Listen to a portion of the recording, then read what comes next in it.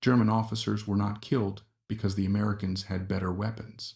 They were killed because the Germans never looked up. In Normandy, 28 officers died without ever seeing their shooter. No muzzle flash, no exposed position, no warning. The shots did not come from buildings. They did not come from church towers or trees. They came from inside grain silos. While German patrols searched everything that looked military, a single American sniper operated from a place no doctrine considered terrain. He was not a tactician, not a strategist, not even supposed to be fighting. He was a dairy farmer. By the time German command understood what was happening, their leadership was collapsing, American casualties were dropping, and the U.S. Army was quietly absorbing the tactic without ever naming the man who created it. German officers were not careless men. They were trained. They were disciplined. They understood terrain, fire lanes, and lines of command better than most of the soldiers under them. And yet in Normandy, they died in open daylight without ever seeing the man who killed them. Not because they failed to patrol, not because they ignored obvious sniper hides, but because they searched the wrong kind of places. German counter-sniper doctrine in 1944 was precise and methodical. They checked rooftops. They cleared church towers. They swept barns, attics, upper floors, and ruined buildings with clear fields of fire. They believed they understood elevation. What they did not understand was assumption. They believed terrain had categories. Some places mattered. Some places did not. Grain silos belonged to the second category. To a German officer, a silo was not a structure. It was background, agriculture, civilian infrastructure. It was something you walked past without adjusting posture, without raising binoculars, without assigning a patrol. That assumption would kill 28 of them. The first deaths did not trigger panic. They triggered confusion. An officer would step into view. He would speak. He would point. And then he would drop. No return fire. No visible shooter. No building to suppress. German units reacted the way trained units always do. They searched for patterns that matched their training. Shots at long range meant high ground. High ground meant towers, lofts, upper floors. Those positions were cleared. Nothing was found. Then another officer died. Then another. And still, no one looked at the silos. Normandy was full of them. Tall concrete cylinders scattered across farmland, 30, 40 feet high. Thick walls, narrow ventilation slots. They were not ruins. They were not defensive works. They were not mentioned in manuals. They were built for grain, and that is why they were ignored. German patrols walked past them daily. Vehicles parked near them. Officers stood beside them while issuing orders. No one checked inside. No one thought to. The man exploiting that blind spot was not a soldier shaped by doctrine. He had not learned terrain from maps or lectures. He had learned it from labor. Raymond Kozlowski grew up on dairyland in Wisconsin. Farms taught him something. Military training never emphasized. Structures exist to be used, not classified. A silo was not scenery. It was space, height, cover, isolation. He had spent years climbing inside them, working alone in darkness, staying still for hours because moving too fast could get you buried alive. That experience mattered more than any field manual. When Ray arrived in Normandy with the 82nd Airborne, he did not arrive as a legend. He was not assigned a special role. He was not known outside his unit. He was one marksman among many, facing a problem the Americans could not solve. German snipers controlled the fight. They killed radio operators first, officers second, anyone giving orders third. The Americans advanced into fire they could not see. Artillery was limited. Tanks could not elevate. Counter-sniper patrols walked into empty buildings. The Germans were using elevation correctly. The Americans were not. Ray noticed something the manuals did not address. Every German sniper position relied on structures that looked military once you knew where to search. Church towers, barn lofts, upper windows. They were predictable, and because they were predictable, they were searched. Silos were different. They were tall, but they did not look tactical. They were narrow, but strong. They offered elevation without visibility. Most importantly, they were not considered part of the battlefield. Ray did not invent the silo as a concept. The silos were already there. He simply recognized what they already were. When the first officer died from inside one, no one understood what had changed. The shot sounded wrong. The angle made no sense. German officers assumed the shooter was skilled, mobile, professional. They were half right. He was skilled. He was patient. He was professional. But he was not mobile. He was sitting inside concrete, watching them from above while they searched sideways. As more officers died, German command reacted with more discipline, not less. Searches intensified. Patrols expanded. Orders became more cautious. None of it mattered, because every response still relied on the same assumption, that the battlefield consisted only of places worth looking at. The silos did not qualify.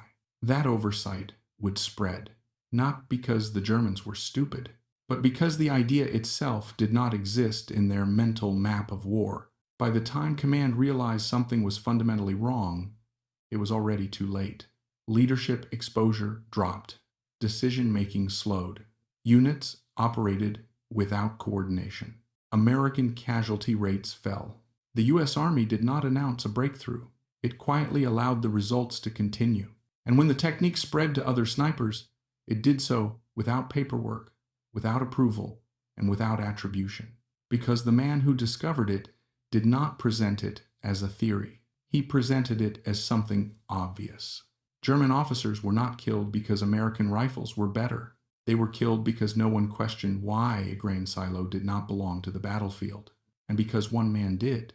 Raymond Kozlowski did not grow up thinking about combat. He grew up thinking about work.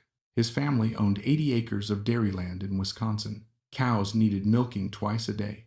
Fences needed repair. Machinery broke constantly.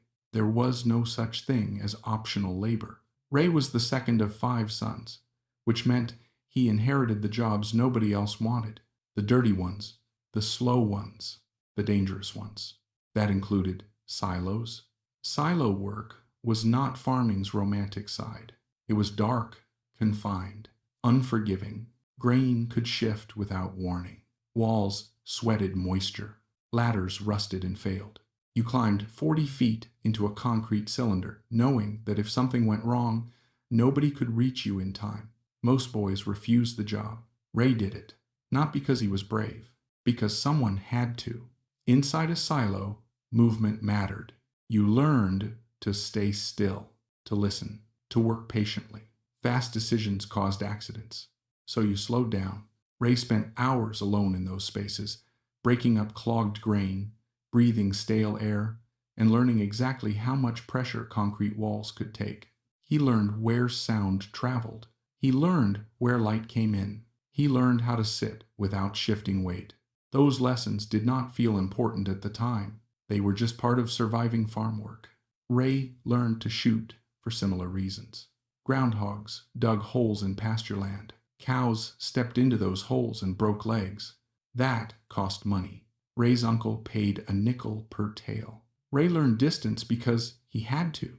He learned patience because moving too fast scared targets underground.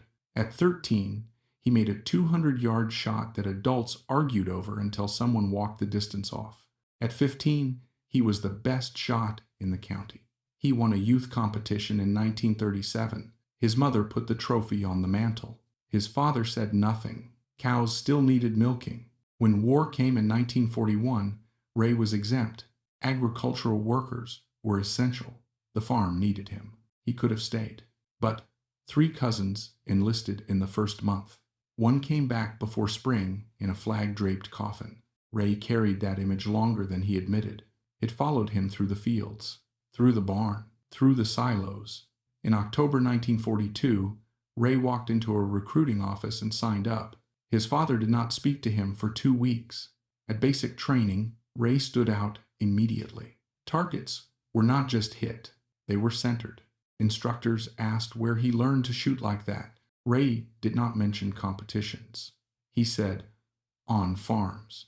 That answer sounded unimportant. It was not. Sniper school refined what Ray already knew: breathing, trigger control, range estimation. But the most valuable skill he brought with him was not technical. It was comfort with isolation. Most snipers preferred pairs. Ray did not. He had spent too much time working alone to need conversation. Silence did not bother him. Stillness did not bother him. By April 1944, Ray was in England with the 82nd Airborne. He was not assigned as a hero. He was assigned because he was effective. When the unit landed in Normandy, Ray entered a battlefield shaped by elevation. German snipers used church towers, barn lofts, and upper floors to control movement. They fired deliberately. They chose targets carefully. Radio operators first, officers second. American doctrine relied on artillery and armor to suppress those positions, but Normandy did not cooperate. Hedgerows blocked movement. Artillery was needed elsewhere. Tanks could not elevate enough to matter. The Germans killed with precision. Ray watched men he knew die. He searched for shooters who were already gone. He saw patterns, not just where the Germans were firing from, but what they ignored. The silos were everywhere. They were tall, solid, empty, and invisible. No one briefed them. No patrol checked them. They were never listed as threats. Ray did not see them as farm equipment. He saw them as enclosed high ground. When Ray first climbed one in Normandy, he did not feel excitement. He felt familiarity. The smell was wrong. The concrete was colder, but the structure was the same. A vertical space designed to hold weight. A place people avoided because it felt unsafe. A place you only entered if you already understood it. That understanding came from labor, not training. Ray did not think of the silo as a clever trick.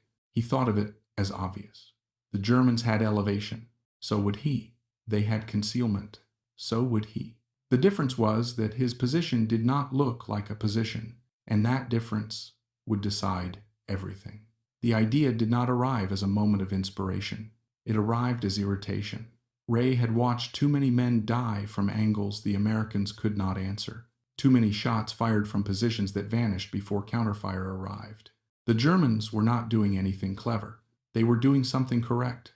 They were using height.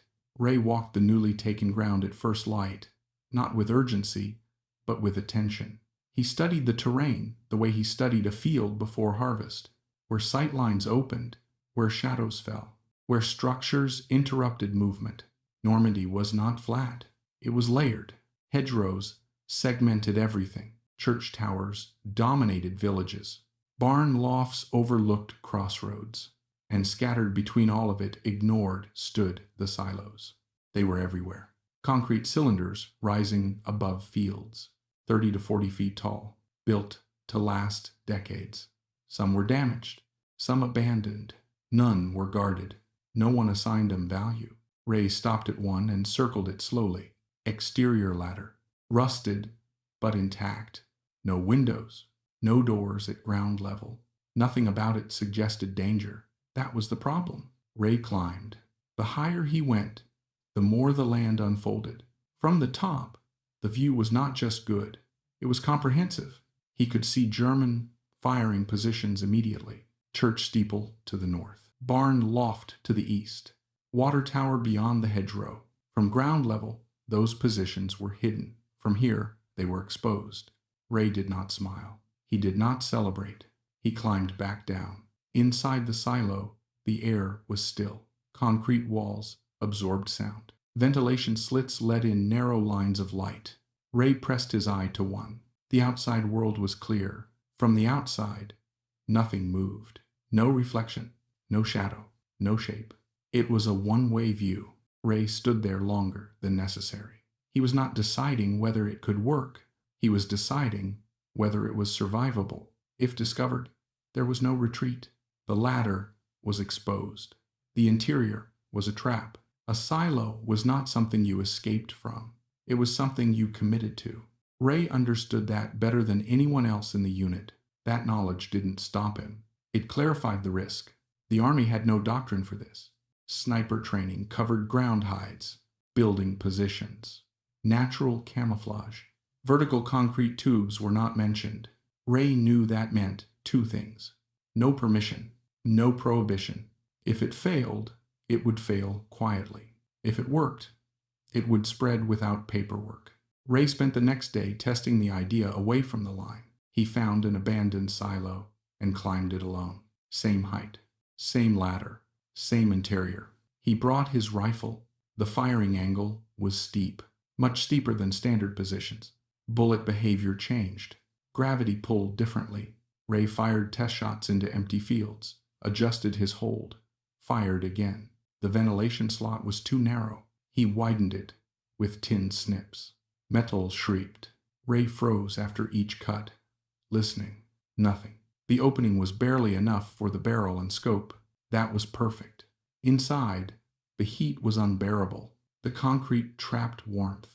Sweat soaked his uniform within an hour. If he stayed inside for a full day, he would need water. A lot of it. He would need food that didn't spoil, and he would need a solution for waste. The bucket. Ray made a mental list and climbed down. The idea survived contact with reality. That night, another briefing. More casualties. The Germans were not slowing. Captain Robert Henshaw asked for volunteers for aggressive counter-sniper patrols. Ray did not speak. Afterward, when the room emptied, Ray approached Henshaw alone. I have a position the Germans aren't checking. Henshaw listened. Ray explained the silos. Not as a theory, as a place. Henshaw frowned immediately. Those are death traps. I grew up in them. Silence. If I'm wrong, Ray added, you lose one sniper. And if you're right, you lose their officers. Henshaw made the decision the way field officers often do. Quietly. No paperwork. No witnesses. You do this, he said. You're on your own. No support. No backup. No retrieval. Ray nodded. He already knew. On the night of June 17th, Ray packed deliberately. Rifle, ammunition, water, rations, tin snips, rope, notebook, and the bucket. He moved through Allied lines late enough that no one asked questions. Snipers operated independently. He avoided roads.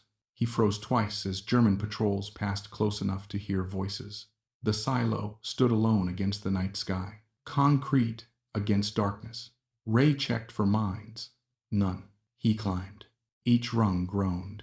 Rust flaked into his palms. One slip would be fatal. At the top, the hatch resisted. Metal scraped. Too loud. Ray stopped. Listened. Nothing. He tried again. The hatch gave. He opened it just enough to look inside. Black. He dropped his pack and climbed in. The interior was cooler. Concrete released heat slowly. Moonlight filtered through the vents, carving pale lines across the walls. Ray chose his position. He widened the slot. Every cut echoed. He paused, listened. The rebar fought him. He worked around it.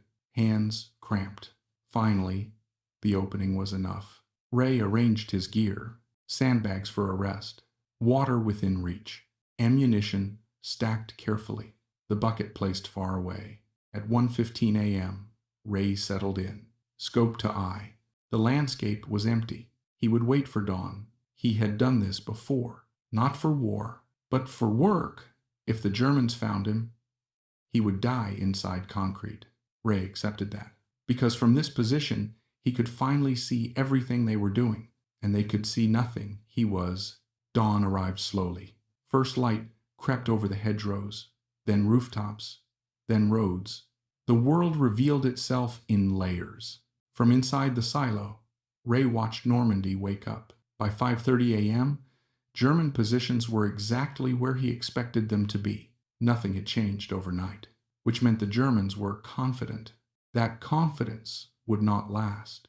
The first man to appear was enlisted. Ray tracked him through the scope as he walked to a well, drew water, and drank. Uniform standard.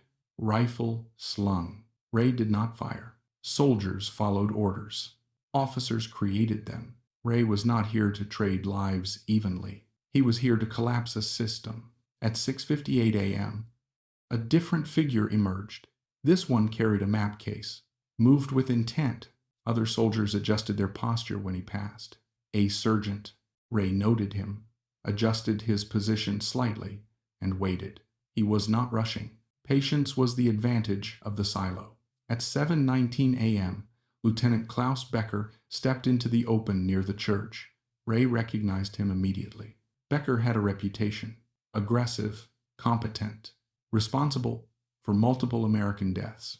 Becker raised binoculars and scanned the American lines. That movement was enough. Ray measured the range. Long, 800 yards. Wind light, left to right. Angle steep. Ray adjusted. He exhaled halfway and pressed the trigger. The Springfield detonated inside the silo. The sound slammed against concrete and came back at him. Ray's ears rang. He ignored it.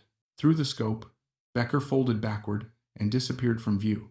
Ray cycled the bolt and caught the casing. 1. The German response was immediate and wrong. Soldiers rushed to Becker's position. Officers vanished indoors. Patrols moved east. They searched buildings. They searched rooftops. They searched church towers. They never looked at the silo. Ray stayed still and watched. He needed to see how they adapted. At 7:45 a.m., activity increased. German units attempted to re-establish control. Orders were shouted, then repeated. Officers had to expose themselves to restore coordination. Ray waited. At 8:33 a.m., Captain Hermann Schulz stepped into the open holding a radio handset. He was calling higher command, reporting the death, requesting support. Ray let him speak. Then he fired. The handset hit the ground before the man did. Schulz collapsed where he stood.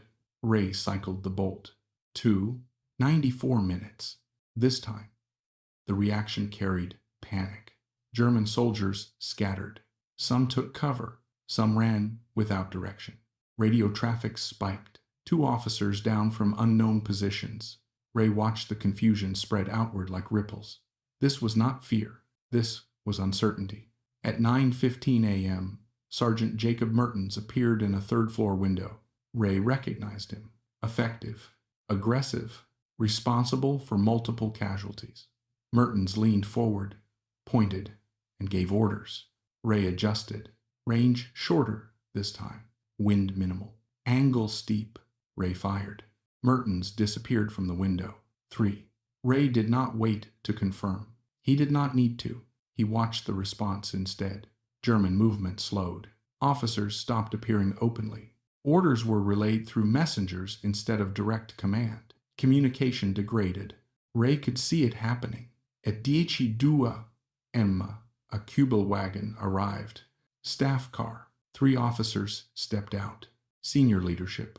They moved quickly, but they had to cross open ground. Ray's pulse quickened. This was rare. Senior officers did not expose themselves unless the situation was serious. Ray tracked the highest-ranking man. 5 seconds. Range 950 yards. Wind shifting. Angle still steep. Ray adjusted carefully. He fired. The colonel staggered, grabbed the doorframe, and collapsed. The 2 captains dragged him inside. Too late. 3 hours. The German command structure was now compromised. Ray could see it. Officers refused to lead from the front. Sergeants issued orders from behind cover. Decision-making slowed. The battlefield lost coherence. But Ray did not stop. Throughout the day, Ray worked methodically. He watched patterns. He learned routes. He observed which officers took risks and which did not. When they adapted, he adapted faster. At 1:47 p.m., a lieutenant directing a mortar team exposed himself briefly. Ray fired. The mortar team abandoned its position. 5. At 3:25 p.m., a staff sergeant coordinating ammunition resupply appeared. Ray fired. The resupply halted. 6. At 5:19 p.m., a junior officer led an assault element into the open. Ray fired. The assault collapsed. 7. Ray's body began to fail him. His knees burned. His back ached. His eyes stung from hours behind the scope. He drank water sparingly, ate small amounts. The bucket smelled. He ignored it. None of that mattered. What mattered was what he could see unfolding. By evening, German command in that sector was fractured. Units operated independently. Coordination vanished. American forces advanced with reduced resistance. From 3 miles away, Ray could see the difference. This was not chaos. This was systemic failure. As darkness approached, Ray allowed himself to lean back. The concrete wall was cold against his spine. Distant artillery rumbled. Small arms fire crackled sporadically. The Germans were withdrawing. The Americans were pushing. Ray thought about Eddie, about Devlin, about Freeman. He had not saved them. But he had stopped the pattern. Night fell. Ray wrapped himself in a blanket. The silo went black. He slept lightly, uncomfortably, but he slept. At 4:30 a.m., Ray woke, stiff, sore. He resumed position before dawn. The Germans were different today. Movement was cautious. Officers stayed inside. Exposure was brief, but command still required presence, and presence still required risk. At 7:23 a.m., Sergeant Jacob Mertens appeared again. Different building, same behavior. Ray waited. Mertens leaned forward. Ray fired. 8. Throughout the day, Ray continued. Short exposures. Precise shots. By evening, 12 officers were dead across 2 days. German radio discipline collapsed. Orders contradicted. Units hesitated. Leadership had been severed.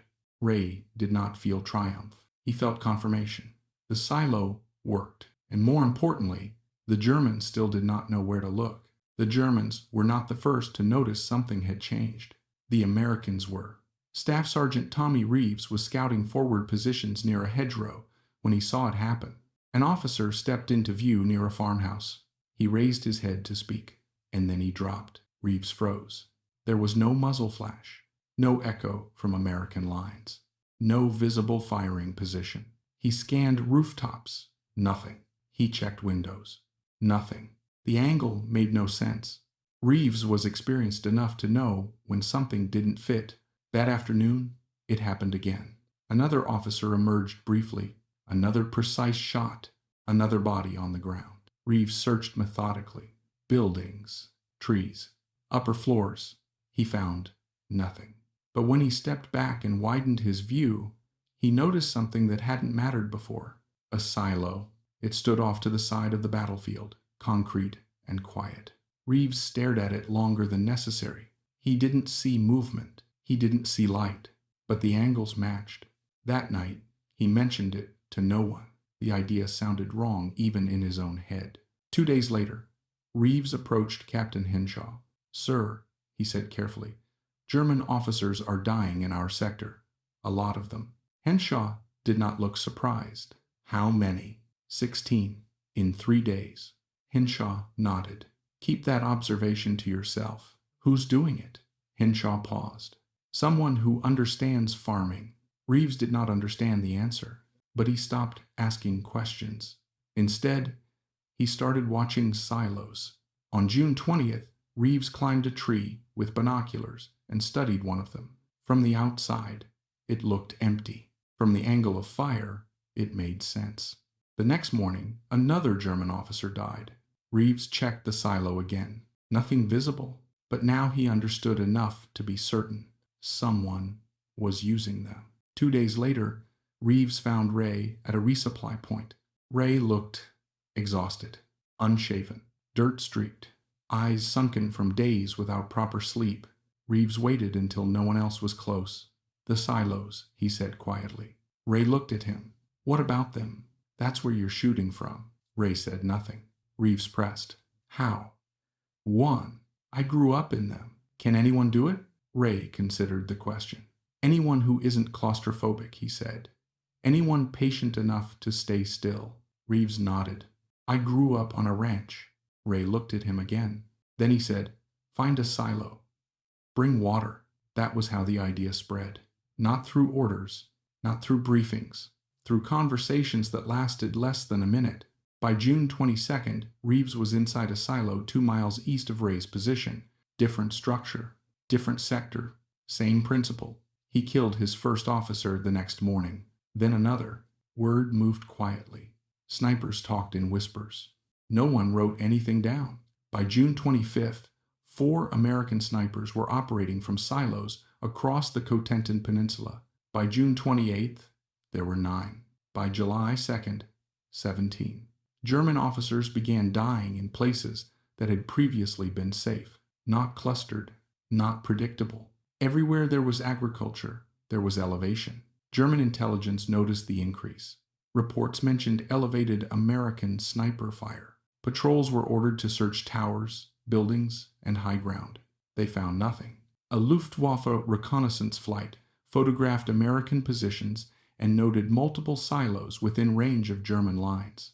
The analysts dismissed them. Farm structures had no tactical value. That assumption hardened. German units continued to walk past silos. They still did not check inside. They still did not assign patrols. They still did not believe a trained sniper would willingly trap himself inside one. That belief killed more officers. By mid-July, German command protocols changed. Officers stopped appearing in open ground. Orders were whispered. Movement slowed. Coordination degraded. The Wehrmacht did not lose battles because of American firepower. They lost coherence. One German platoon commander walked past a silo outside a contested village and dismissed it aloud. Too exposed, he said. Too dangerous. That afternoon, he was killed by a shot fired from inside it. By late July, American intelligence intercepted a German transmission. It warned of American snipers operating from farm structures, possibly grain storage. The report was filed. It was not distributed. The war was moving too fast. France was being liberated. Nobody wanted to rethink agriculture. Meanwhile, the technique continued to spread. Snipers taught each other practical details. How to climb without noise. How to widen ventilation slots. How to manage heat and dehydration. How to calculate steep angles. None of it was official. None of it had a name. It was simply something that worked. By August, estimates suggested 40 American snipers were using silos across France. By September, the method appeared in Italy, then Belgium, then Germany itself. Wherever there were farms, there were silos. And wherever there were silos, German officers stopped feeling safe. The innovation did not win headlines. It did not receive medals. It did not receive acknowledgement. It changed outcomes quietly. And it did so because the people using it did not need permission. They only needed height. By the end of July 1944, the change was measurable. Not in stories, not in rumors, in numbers. Before the silo positions appeared, American sniper effectiveness in the Normandy sector averaged just over 1 confirmed kill per sniper per week. Officer casualties were rare. German precision fire killed American troops at a steady rate. After the silo tactic spread, that balance shifted. Confirmed sniper kills more than tripled. Officer kills increased sharply. German command casualties rose faster than replacements could compensate. American casualty rates from German precision fire dropped by nearly half. This was not coincidence. It was recorded. After-action reports from the 82nd Airborne began to mention something unusual. German units hesitated longer. Orders arrived late. Attacks stalled without clear explanation. The reports did not mention silos. They used neutral language, improved tactical positioning, persistent counter-sniper pressure, reduced enemy command effectiveness. The results were acknowledged. The cause was not. In August, as Allied forces pushed deeper into France, 2 engineers from the Army's Ordnance Department were sent forward. Their task was simple: find out why American snipers were suddenly so effective. They interviewed men quietly. They climbed structures. They crawled through abandoned farmyards. Eventually, someone showed them a silo. The engineers climbed inside. They looked out through ventilation slots. They measured height. They tested sound. They fired no shots. They didn't need to. Their report was brief. Grain storage structures provide excellent elevation, concealment, and structural protection for designated marksmen in rural environments. They recommended further assessment. They did not list a name. The report sat on a desk in Washington for weeks. By then, the war had changed. France was liberated. Germany was retreating. Attention shifted east. Nobody wanted to revisit agricultural infrastructure. The silo tactic was useful but no longer urgent. It did not disappear. It was absorbed. In October 1944, During the advance through Belgium, an American sniper set up inside a silo near Aachen. He killed 3 German officers in 2 days. In November, another sniper used a silo near the Hurtgen forest. 6 kills in 4 days. During the Battle of the Bulge, at least 9 American snipers operated from silos across the Ardennes. They killed more than 40 German officers in 3 weeks. Command dysfunction followed. Breakthroughs came faster. After the war, analysts attempted to quantify the effect. A 1947 study estimated that silo-based sniper positions reduced German command effectiveness by 30 to 40% in sectors where they were employed.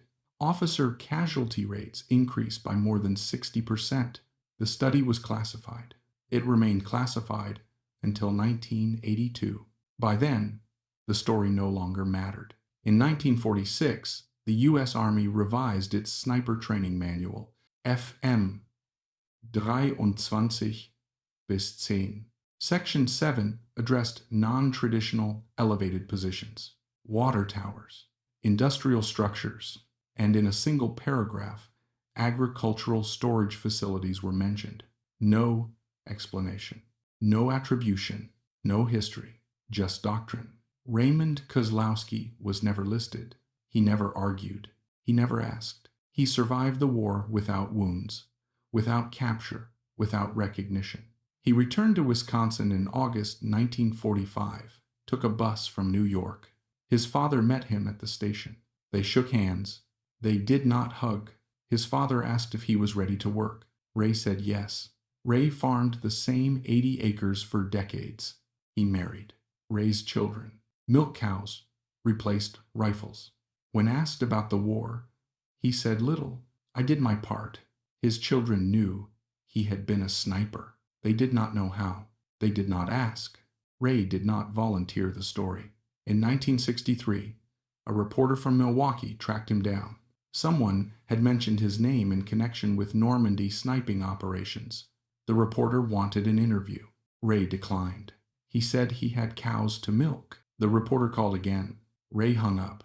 In 1978, Ray attended a reunion of the 82nd Airborne. He saw Tommy Reeves for the first time in 33 years.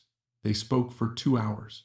Reeves thanked him, said the silo tactic had saved his life in Belgium. Ray nodded. They did not speak of it again. Ray's mother died in 1981. At her funeral, his old shooting trophy still sat on the mantel. State Youth Champion, 1937. His daughter asked if she could keep it. Ray said yes. He told her it was from before he knew what shooting meant. Ray retired in 1987, sold the farm to his youngest son, moved to a smaller house in town, spent his days reading, gardening, and playing checkers at the community center.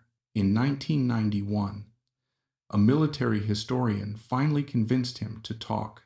They spoke for 3 hours. Notes were taken. Questions asked. At the end, the historian asked if Ray had any regrets. Ray thought for a moment. Then he said no. Ray Kozlowski did not change the war with a new weapon. He changed it by seeing terrain others ignored, by using structures everyone else walked past, by understanding that sometimes the most dangerous place on a battlefield is the one no one thinks belongs there. German officers were not killed because Americans had better weapons. They were killed because no one looked up, and one man did.